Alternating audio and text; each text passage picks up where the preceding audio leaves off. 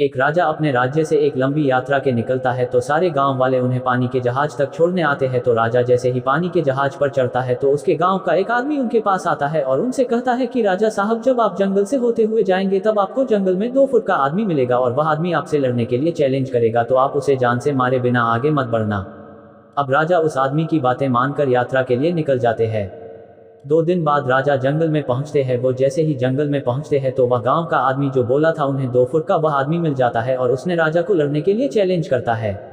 अब राजा उस 2 फुट आदमी से लड़ने के लिए तैयार हो गए और लड़ाई शुरू कर दी। थोड़ी ही देर में लड़ाई खत्म हुई और राजा जीत गया, लेकिन जब उसको जान से मारने की बारी आई तो राजा ने कहा, इस 2 फुट के आदमी को मारने में कैसी महानता।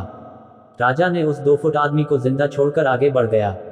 2 दिन बीते, वह आदमी फिर राजा के सामने आया, लेकिन अब वह आदमी 4 फुट का था। उसने फिर से राजा को लड़ने के लिए चैलेंज किया। राजा ने चैलेंज एक्सेप्ट किया, लड़ाई खत्म हुई और राजा फिर जीत गया। लेकिन इस बार भी राजा ने उसे ये कहकर जिंदा छोड़ दिया कि इस आदमी को जान से मारने में कैसी महानता।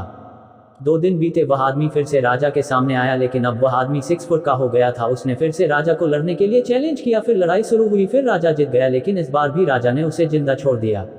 अब इसी तरह राजा उसे छोड़ता गया और वह आदमी हर बार 2-2 फुट बढ़ता गया और एक दिन ऐसा आया कि वह आदमी राजा से भी बड़ा हो गया। उसने फिर से राजा को लड़ने के लिए चैलेंज किया, लेकिन इस बार राजा थोड़ा डर गया। लेकिन राजा फिर भी चैलेंज एक्सेप्ट किया। लड़ाई शुरू हुई, लेकिन इस बार राजा बहुत जख्मी हुआ। राजा का एक हाथ टूट गया, लेकिन राजा फिर भी उस आदमी को जैसे तैसे करके हरा दिया। लेकिन इस बार उसने इस आदमी को जिंदा नहीं छोड़ा, उसने उसे जान से मार दिया।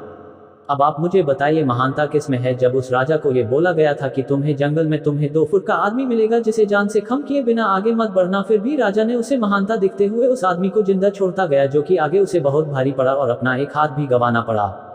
तो अब मैं आपसे कह रहा हूं कि आपके जिंदगी में कितनी भी छोटी से छोटी प्रॉब्लम आए उसे खत्म किए बिना आगे मत बढ़ना, क्योंकि कल को वही छोटी प्रॉब्लम आपके सामने बहुत बड़ी बनकर आ जाएगी और इन छोटी छोटी प्रॉब्लम को सॉल्व करने से आपको एक्सपीरियंस होता है और बाद में आपकी जिंदगी में कितनी भी बड़ी प्रॉब्लम क्यों ना आ जाए आप उसे भी बड़े आराम से सॉल्व करके आगे बढ़ जाना।